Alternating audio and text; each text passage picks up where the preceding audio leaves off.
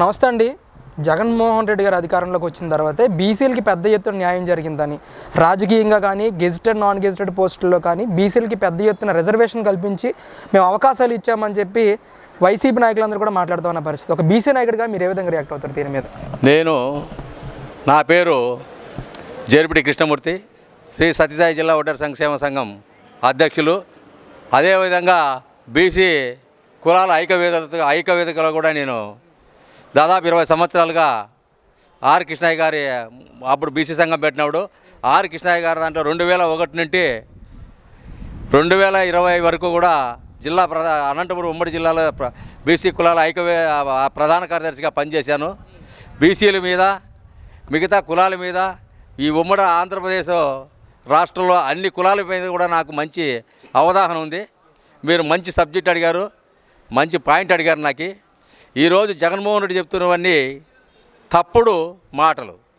ఎందుకు తప్పుడు మాటలు అంటున్నానంటే, ఆ రోజు మహానుభావుడు ఎన్టీ రామారావు గారు ఆ రోజు పార్టీని స్థాపించి 9 నెలల్లోనే బడుగు బలహీన వర్గాల వారు ఈ ప్రజలే నా దేవుళ్ళు, సమాజమే నా సేవ అని పెట్టి 9 నెలల్లో ఎన్టీ రామారావు గారు నమ్మి అప్పటికి 38 సంవత్సరాలు కాంగ్రెస్ పార్టీ ఏకదాటిగా ఏలిన కాంగ్రెస్ పార్టీని భూస్థాపం చేసి ఉక్కు మనిషి అని పేరుగాంచిన ఇందిరాగాంధీ గారినే ఒక పిడుకులతో రామారావు గారు పిల్లగించి అధికారంలోకి తేవడం జరిగింది. ఆ రోజు రామారావు గారు బీసీలకు ప్రత్యేకంగా ఒక చట్టం తీసుకొచ్చి బీసీ రిజర్వేషన్ చేయడం జరిగింది. దానికి మన రామారావు గారు దివంగతులు అయిన తర్వాత నారా చంద్రబాబు నాయుడు గారు ఈరోజు ప్రస్తుతం తెలుగుదేశం పార్టీ రాష్ట్రానికే కాకుండా 2 జిల్లాలకు ఉమ్మడి 2 రాష్ట్రాలకు జాతీయ తెలుగుదేశం పార్టీ అధ్యక్షుడిగా అతను పార్టీ కార్యక్రమాలు చేయబట్టి ఆయన బాధ్యతలు తీసుకున్నటువంటి నా బీసీలు ఈ రాష్ట్రంలో దాదాపు 137 కులాలు బీసీ కులాలు ఉపకులాలు ఉన్నాయి. 137 బీసీ కులాలు ఉన్నాయి. కాబట్టి ఈ కులాలను రాజకీయంగా, సామాజికంగా, ఆర్థికంగా అన్ని విధాల ముందుకు తీసుకురావాలంటే నా బీసీ సోదరులు తెలుగుదేశం పార్టీకి ఎన్నెమ్మక కాబట్టి మొట్టమొదట ప్రాధాన్యత బీసీలకి ఇవ్వాలనే ఉద్దేశంతోనే ఆ రోజు చంద్రబాబు నాయుడు గారు కంకణం కట్టుకొని 33% బీసీ రిజర్వేషన్ చేసిన ఘనత కూడా నారా చంద్రబాబు నాయుడు గారికే దక్కుతుందని చెప్తా. అటువంటి బీసీ గణయంకర ప్రకారము చంద్రబాబు నాయుడు గారు బీసీలకు పెంచితే ఈ దుర్మార్గుడైన రాక్షస పాలనలో మనం ఈరోజు ముగ్గిపోతున్నాం. ఇటువంటి రాక్షస పాలనలో ఉన్న ఈ దుర్మార్గుడైన జగన్మోహన్ రెడ్డి బీసీల మీద కపట ప్రేమ చూపిస్తూ నా బీసీలు, నా ఎస్సీలు, నా ఎస్టీలు, నా మైనార్టీలు, నా ఎక్కలు, నా చెల్లెలు, మీ బిడ్డ మీ దగ్గరకు వస్తున్నాడని తప్పుడు మాటలు పలుకుతూ ఈరోజు బీసీలకు తీరని అన్యాయం చేసి బీసీ రిజర్వేషన్ను తగ్గించే ఈ పొద్దు 18,000 మందికి అనేక హోదాలలో ఎంపీటీసీలైనా, జెడ్పీటీసీలైనా, సర్పంచులైనా లోకల్ బాడీ ఎలక్షన్లలో కోత విధించడం జరిగింది. ఇటువంటి జగన్మోహన్ రెడ్డి బీసీల గురించి కానీ బీసీ సమాజాన్ని గురించి కానీ మాట్లాడే అర్హత కానీ నైతికత కానీ జగన్మోహన్ రెడ్డికి లేదని ఈ గంటాపదంగా మీ పత్రికల ద్వారా తెలియజేస్తున్నాను. సార్, ముఖ్యంగా ఏదైతే విశాఖపట్నాన్ని రాజధానిగా ప్రకటించిన తర్వాత ఈ రాజధాని చేసి ఉత్తరాంధ్రను డెవలప్ చేస్తూ ఉంటే చంద్రబాబు నాయుడు కోర్టుల ద్వారా అడ్డుకుంటున్నారనే ఆరోపణలు కూడా వస్తూ ఉన్నాయి. అసలు ఏ విధంగా చూస్తారు దీన్ని? మీరు మంచి క్వశ్చన్ వేశారు. ఈరోజు వైజాగ్ చంద్రబాబు నాయుడు గారు అనేక రకాలుగా ఊడలు పెట్టి డెవలప్మెంట్ చేస్తే 3 రాజధానులు ఉన్న పేరుతో కర్నూలులో న్యాయ రాజధానిని, ఈ విజయవాడ, గుంటూరు, కృష్ణా జిల్లాలో పరిపాలనని, అక్కడ విభాగం అని వైజాగ్ పోవడము 3 ప్రాంతాలను విడగొట్టి ఏ విధంగా అయితే ఈ కులాలను విడగొడుతున్నాడో జగన్మోహన్ రెడ్డి అదేవిధంగా 3 ప్రాంతాలను విభజించి పాలించి రేపు జరగబోయే 2024 ఎలక్షన్లలో ఓట్ల కోసం తప్ప అది చట్టపరంగా కానీ న్యాయపరంగా కానీ రాజ్యాంగబద్ధంగా కానీ జరగదనేది ఆ జగన్మోహన్ రెడ్డి కూడా తెగిల్చిన నగ్న సత్యం. అది అమాయకులైన ఈ అమాయకులు అనుకుంటున్నాడు జనాలు కానీ ఓటర్స్ కానీ.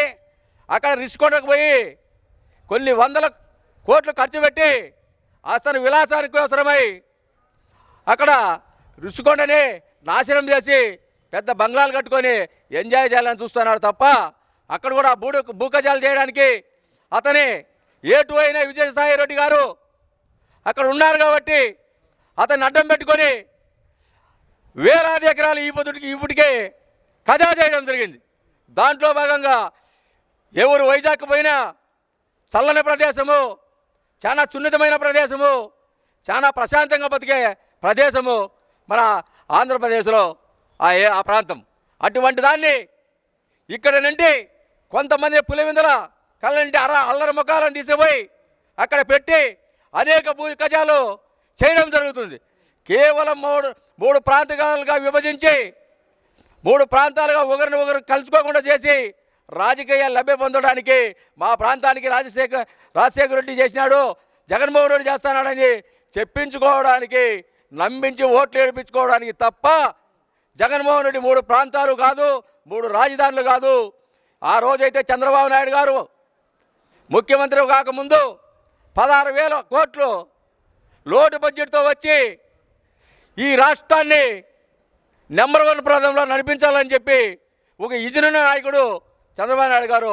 చంద్రబాబు నాయుడు నమ్మి ఈడ ఒక సంవత్సరానికి 3 పంటలు పండే పంటలున్న పొలాలను, బంగారు పంటే పొలాలను చంద్రబాబు నాయుడు గారిని నమ్మి 33,000 ఎకరాలు ఫ్రీగా ఇచ్చినారంటే వీరు కూడా పత్రికా విలేకరులు కూడా ఉత్తరం అర్థం చేసుకోండి.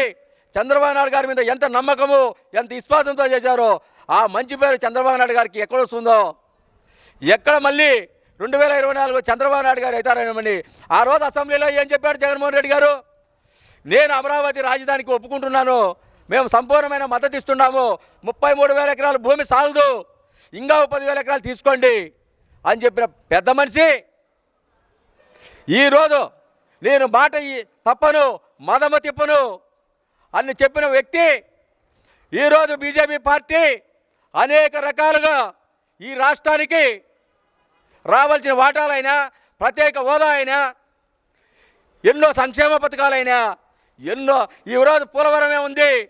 ఆ రోజు చంద్రబాబు నాయుడు గారు పోలవరం కార్యక్రమాన్ని మొదలుపెట్టినటువంటి నిరంతరము ఖచ్చితంగా వారానికి ఒకనాడు పోలవరాన్ని పోయి సందర్శించి వర్క్ ఎక్కడి వరకు వచ్చింది, ఏం జరుగుతుందని పరిశీలించడమే కాక ఆ రోజు ఈ జిల్లాలో ఉన్న 13 జిల్లాలో కార్యకర్తలను, జనాలను ప్రతి ఒక్కరికి బస్సులు పెట్టి వాటికి తీసుకుపోయి పోలవరమే ఈ జీవనాడి కాబట్టి ఆంధ్రప్రదేశ్కు ఈ జీవనాడి అనేది పోలవరం పూర్తి అయితే శ్యామలమైతే అది ఆంధ్రప్రదేశ్ అనే పెద్ద ఉద్దేశంతో సంకల్పం కలిపెట్టి ఆ రోజు మొత్తం జనాలందరినీ కూడా తీసుకుపోయి సందర్శకులాగా అట్లు ఎక్కడో ఒక దేవస్థానాలకు పుణ్యక్షేత్రాలకు పోయినట్టు సందర్శకులుగా అట్లు తీసుకుపోయి ఆ రోజు నారా చంద్రబాబు నాయుడు అందరినీ సందర్శించి చూపించి చేస్తే ఒక ఛాన్స్ ఇవ్వండి, నాకు ఒక ఛాన్స్ ఇస్తే మా నాయన కంటే ఎక్కువ చేస్తానని చెప్పి నమ్మబలికితే ఏదో రాజశేఖర రెడ్డి కూడా